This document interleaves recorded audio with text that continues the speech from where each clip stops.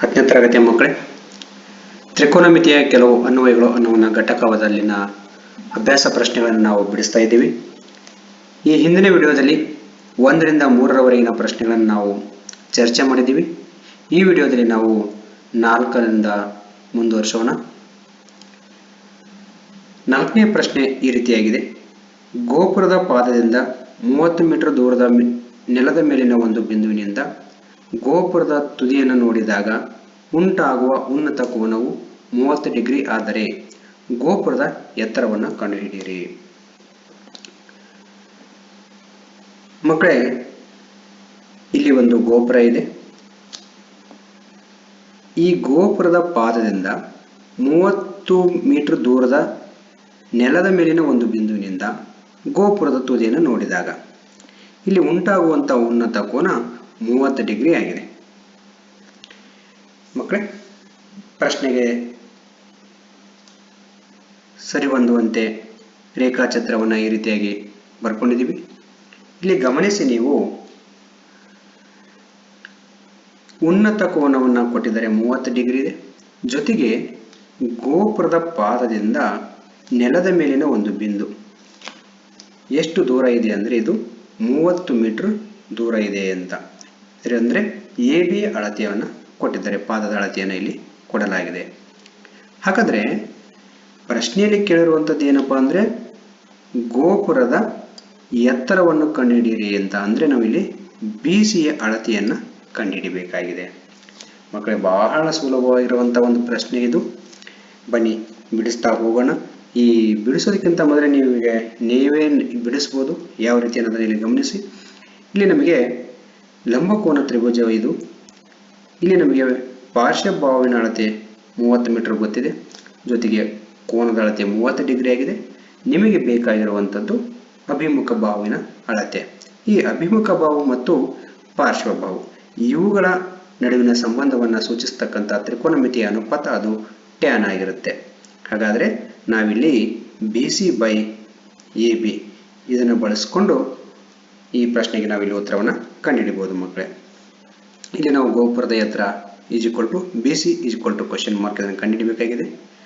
ಗೋಪುರದ ಪಾದದಿಂದ ನೆಲದ ಮೇಲಿನ ಬಿಂದುವಿರುವಂಥ ದೂರ AB ಆಗಿರುತ್ತೆ. ಅದು 30 ಮೀಟರ್ ಇದೆ. ಉನ್ನತ ಕೋನ 30 ಡಿಗ್ರಿ ಆಗಿದೆ.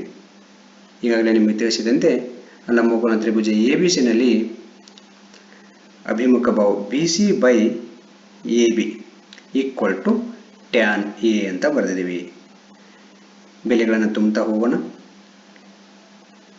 AB ಅಳತೆ 30 ಮೀಟರ್ ಇದೆ. ಇಲ್ಲಿ 30 ಅಂತ ಬರ್ತೀವಿ AB ಜಾಗದಲ್ಲಿ. ಜೊತೆಗೆ A ಕೋನ 30 ಡಿಗ್ರಿ ಆಗಿದೆ.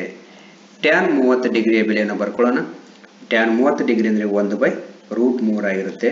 ಓರೆ ಗುಣಾಕಾರವನ್ನು ಮಾಡಿದಾಗ ನಮಗೆ ಇಲ್ಲಿ BC × √3 ಆಗುತ್ತೆ. ಅಂದರೆ √3 × BC = 30 ಆಗಿರುತ್ತೆ. ಮಕ್ಕಳೇ, ನಮಗೆ BC ಅಳತೆ ಬೇಕಾಗಿರೋದ್ರಿಂದ √3ನ ಬಲಭಾಗ ತೆಗೆದುಕೊಂಡು ಬಂದರೆ 30/√3 ಆಗುತ್ತೆ. ಇಲ್ಲಿ ಅದನ್ನು ನಾವು ಬರೆದಿದ್ದೀವಿ.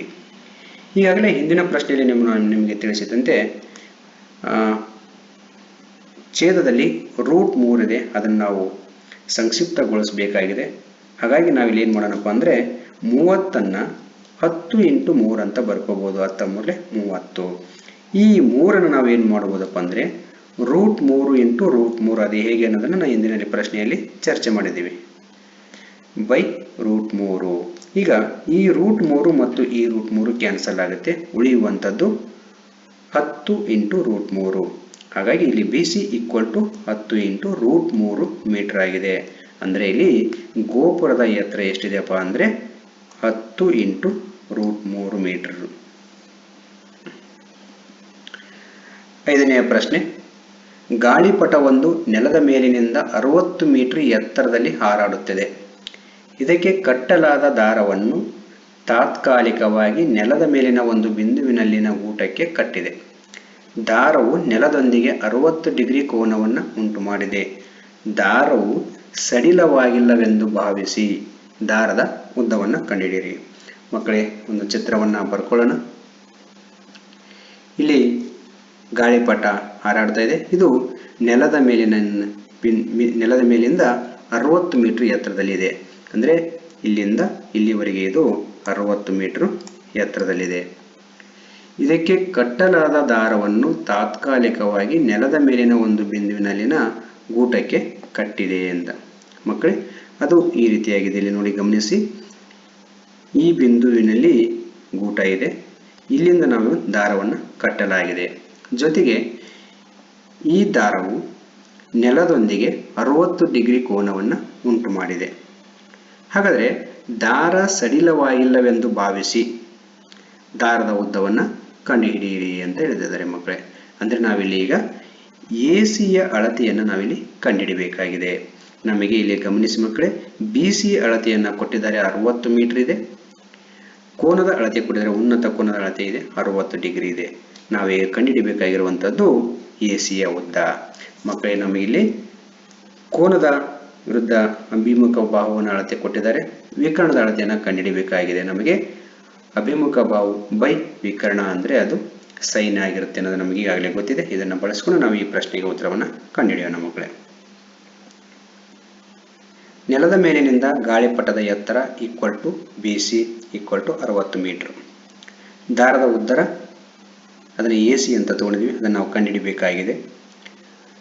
BC by AC sine 60 degree. ಯಾಕಂದರೆ ನಾವು AC ಅಳತೆಯನ್ನು ಕಂಡುಹಿಡಿಯಬೇಕಾಗಿದೆ, BC ಅಳತೆಯನ್ನು ಕೊಟ್ಟಿದ್ದಾರೆ. ಹಾಗಾಗಿ BC by AC sine 60 degree.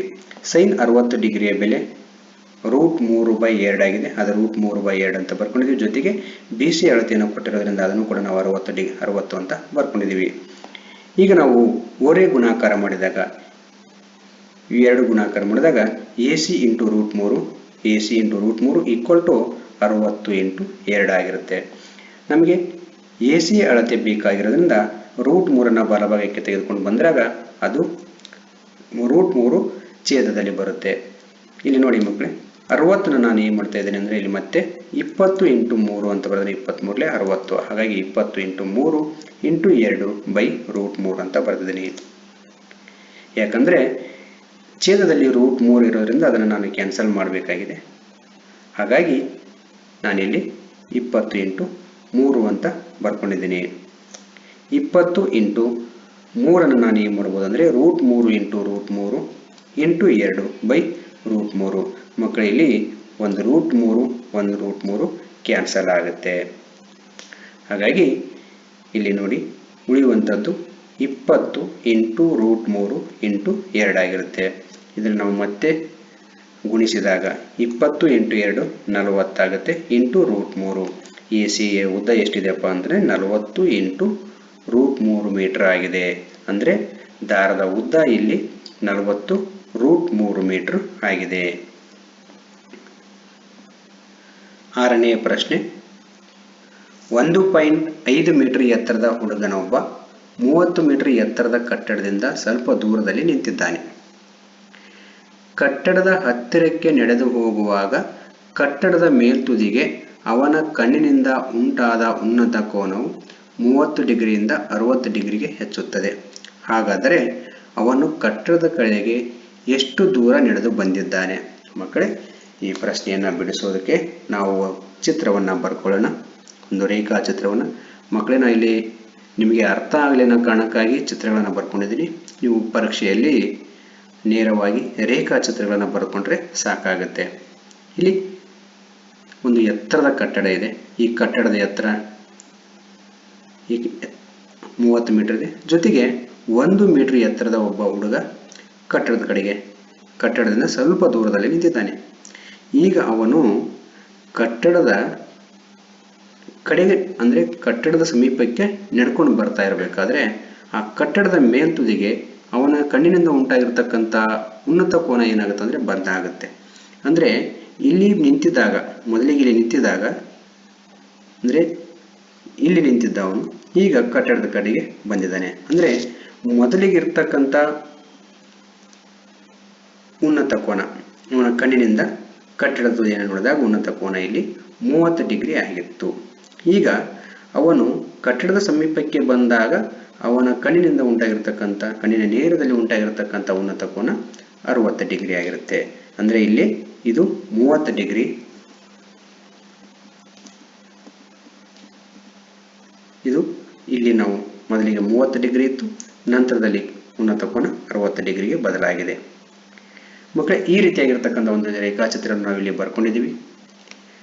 ಇಲ್ಲಿ ಗಮನಿಸ್ಬೋದು ನೀವು, ನಾನಿಲ್ಲಿ ಈ ಭೂಮಿಗೆ ಸಮಾಂತರವಾಗಿ ಅಂದರೆ ಈ ಭೂಮಿಯ ಈ ರೇಖೆಗೆ ಸಮಾಂತರವಾಗಿ ಇಲ್ಲಿ ಒಂದು ರೇಖೆಯನ್ನು ಎಳೆದಿದ್ದೀನಿ. ಅದು AC ಆಗಿದೆ. ನೆನಪಿನಲ್ಲಿ ಮಕ್ಕಳೇ, ಎ ಇಂದ ಬಿಗೆ ಎಷ್ಟು ದೂರ ಇರುತ್ತೋ ಅಷ್ಟೇ ದೂರ N ಮತ್ತು M ನಡುವಿನ ದೂರ ಕೂಡ ಅಷ್ಟೇ ಇರುತ್ತೆ. ಅಂದರೆ AC = EME ಆಗಿರುತ್ತೆ. ಇಲ್ಲಿ ಗಮನಿಸಿ, ಹುಡುಗನ ಎತ್ತರ 1.5 ಮೀಟರ್ ಇದೆ. ಈ ನಾವು ಕಂಡುಹಿಡಿಯಬೇಕಾಗಿರೋದು ಏನಪ್ಪಾ ಅಂದರೆ ಎ ಇಂದ ಬಿಗೆ ಎಷ್ಟು ದೂರದಲ್ಲಿದ್ದಾನೆ, ಅಂದರೆ ಎಂ ನಿಂದ ಎನ್ಗೆ ಎಷ್ಟು ದೂರದಲ್ಲಿದ್ದಾನೆ ಅಂತ ಕಂಡುಹಿಡಬೇಕಾಗಿದೆ. ಅಂದರೆ ನಾವೇನು ಮಾಡೋಣಪ್ಪ ಅಂದರೆ AB = NM ಅಥವಾ MN = X ಮೀಟರ್ ಅಂತ ತಗೊಳ್ಳೋಣ. ಕಂಡುಹಿಡಿಯಬೇಕಾಗಿರುವಂಥ ಅಳತೆ ಇದು. AB ಅಳತೆಯನ್ನು ಕಂಡುಹಿಡಿಯಬೇಕು, ಹಾಗಾಗಿ ಇದನ್ನು X ಮೀಟರ್ ಅಂತ ತಗೊಳ್ಳೋಣ. ಮಕ್ಕಳೇ, ಇಲ್ಲಿ ಕಟ್ಟಡದ ಒಟ್ಟು ಎತ್ತರ ಎಷ್ಟಿದೆ ಅಂದರೆ 30 ಮೀಟರ್ ಇದೆ.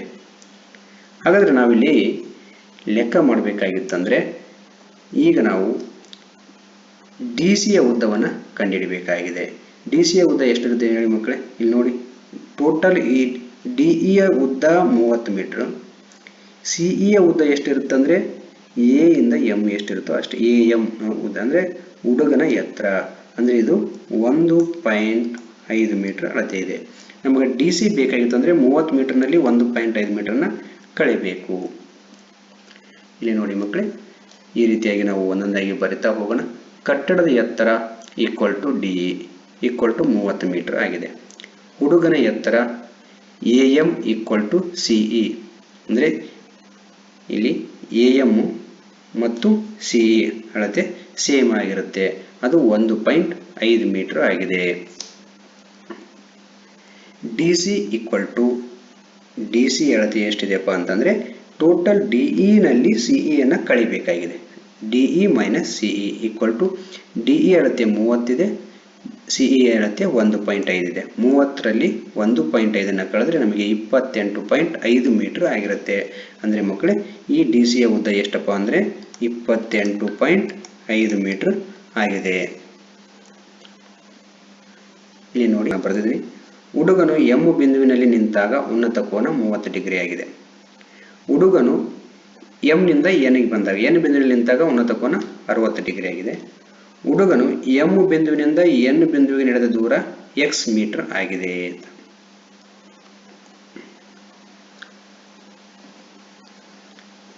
ಬನ್ನಿ ಮಕ್ಕಳೇ, ಲೆಕ್ಕವನ್ನ ಬಿಡಿಸ್ತಾ ಹೋಗೋಣ. ಇಲ್ಲಿ ನಮಗೆ 2 ಲಂಬಕೋನದ ತ್ರಿಭುಜಗಳು ಸಿಗುತ್ತೆ. ಇಲ್ಲಿ ಗಮನಿಸಿ, ADC, ನೆಕ್ಸ್ಟ್ BDC. ಈಗ ನಾವು ಏನು ಮಾಡಬೇಕಾಗಿದೆ ಅಂದರೆ ಈ DC ಅಳತೆ ನಮಗೆ ಗೊತ್ತಿರೋದ್ರಿಂದ ಮೊದಲಿಗೆ AC ಅಳತೆಯನ್ನು ಕಂಡುಹಿಡಿಯಬೇಕು, ನಂತರದಲ್ಲಿ BC ಅಳತೆಯನ್ನು ಕಂಡುಹಿಡಿಯಬೇಕು. ಅಂದರೆ ABಯಲ್ಲಿ BC ಅಳತೆಯನ್ನು ಕಳೆದ್ರೆ ನಮಗೆ ABಯ ಉದ್ದ ಸಿಗುತ್ತೆ. ಅಂದರೆ ಅವನು ಎಷ್ಟು ದೂರ ನಡೆದು ಬಂದಿದ್ದಾನೆ ಅನ್ನೋದನ್ನು ಕೂಡ ನಮಗೆ ಉತ್ತರ ಸಿಗುತ್ತೆ.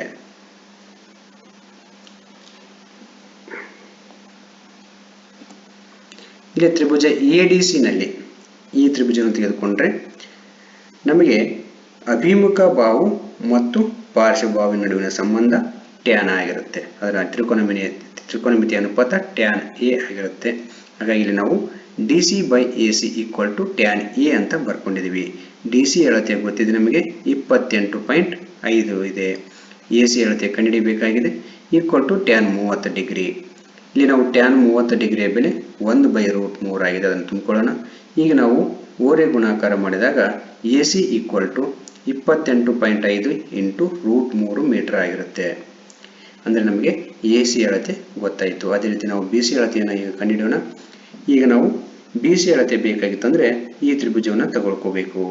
ತ್ರಿಭುಜ BDC, ಇಲ್ಲಿ ಕೋನ 60 ಡಿಗ್ರಿ ಆಗಿದೆ, ಉನ್ನತ ಕೋನ 60 ಡಿಗ್ರಿ ಇದೆ, ಜೊತೆಗೆ ಅಭಿಮುಖ ಬಾಹುವಿನ ಅಳತೆ 28.5 ಇದೆ. ತ್ರಿಭುಜ BDC ನಲ್ಲಿ DC/BC = DC/BC. ಬಿ ಸಿ ಅಳತೆ ಬೇಕಾಗಿದೆ ನಮಗೆ. ಹಾಗಾಗಿ D C by B C equal to tan B ಅಂದರೆ ಕೋನ ಬಿ ಅನ್ನು ಬರ್ಕೊಂಡಿದ್ದೀವಿ. ಇಲ್ಲಿ ಡಿ ಸಿ ಅಳತೆ 28.5 ಇದೆ ಬೈ ಬಿ ಸಿ ಅದೇ ಕಂಡುಹಿಡಿಬೇಕಾದ್ರೆ ಅದನ್ನು ಹಾಗೆ ಬರ್ಕೊಳ್ಳೋಣ. Equal to tan 60 degree. Tan 60 ಡಿಗ್ರಿಯ ಬೆಲೆ √3 ಆಗಿರೋದ್ರಿಂದ ನಾವು ಬೆಲೆಯನ್ನು ತುಂಬಿಕೊಳ್ಳೋಣ. ಈಗ ನಾವು ಓರೆ ಗುಣಾಕಾರ ಮಾಡಿದರೆ B C equal to 28.5 by √3 ಇದೆ. ಮಕ್ಕಳೇ, ಛೇದದಲ್ಲಿ √3ರಿಂದ ನಾವು ಕ್ಯಾನ್ಸಲ್ ಮಾಡಬೇಕಾಗಿದೆ, ಅಂದರೆ ನಾವು ಅದನ್ನು ಅಕರ್ಣೀಕರಣಗೊಳಿಸಬೇಕಾಗಿದೆ. ಹಾಗಾಗಿ ನಾವಲ್ಲಿ ಏನು ಮಾಡೋಣಪ್ಪ ಅಂತಂದರೆ ಈ √3ರಿಂದ ಅಂಶ ಮತ್ತು ಛೇದಕ್ಕೆ ಗುಣಾಕಾರ ಮಾಡೋಣ.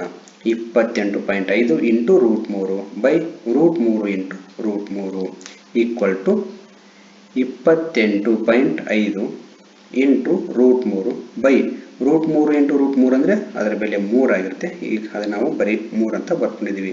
ಈಗ 3ರಿಂದ 28.5 ಭಾಗಿಸಿದರೆ ನೋಡಿ, 3 1 3 9 27 ಆಗುತ್ತೆ. ನಮಗಿಲ್ಲಿ 1 ಉಳಿದೈತಿ. ಹಾಗಾಗಿ 0.15 ಅಂದರೆ 3 ಇಲ್ಲಿ 15 ಆಗುತ್ತೆ. ಈಗ ಇಲ್ಲಿ ಉಳಿದಿರುವಂಥದ್ದು 9.5 ಇಂಟು √3. ಹಾಗಾಗಿ ಬಿ ಸಿ ಅಳತೆ 9.5 √3 ಮೀಟರ್ ಆಗಿರುತ್ತೆ. ಈಗ ನಮಗೆ ಎಮ್ ಎನ್ ಬೆಲೆಯನ್ನು ಕಂಡುಹಿಡಿಯಬೇಕಾಗಿದೆ. ಅಂದರೆ ಎ ಇಂದ ಬಿಗೆ ಎಷ್ಟು ದೂರ ಇದೆ ಅಂತ ಕಂಡುಹಿಡಿಯಬೇಕಾಗಿದೆ. ಎ ಬಿ ಈಕ್ವಲ್ ಟು ಎಷ್ಟು ಆಗುತ್ತೆ ಅಂದರೆ A C minus B C ಆಗುತ್ತೆ. ಎ ಸಿ ಮತ್ತು ಬಿ ಸಿಯ ಬೆಲೆಗಳನ್ನು ಕಂಡುಹಿಡಿಯೋದ್ರಿಂದ ನಾವು ಇಲ್ಲಿ ತುಂಬಿಕೊಳ್ಳೋಣ. ಎ ಸಿಯ ಬೆಲೆ 28.5 √3 ಮೈನಸ್ ಬಿ ಸಿಯ ಬೆಲೆ 9.5 √3. ಇಲ್ಲಿ 28.5ರಲ್ಲಿ 9.5 ಕಳೆದ್ರೆ ನಮಗೆ 19 ಆಗುತ್ತೆ. ಉತ್ತರ 19 √3 ಮೀಟರ್ ಆಗಿರುತ್ತೆ. ಹಾಗಾಗಿ ಹುಡುಗನು ಕಟ್ಟಡದ ಕಡೆಗೆ ನಡೆದ ದೂರ 19 √3 ಮೀಟರ್ ಆಗಿದೆ.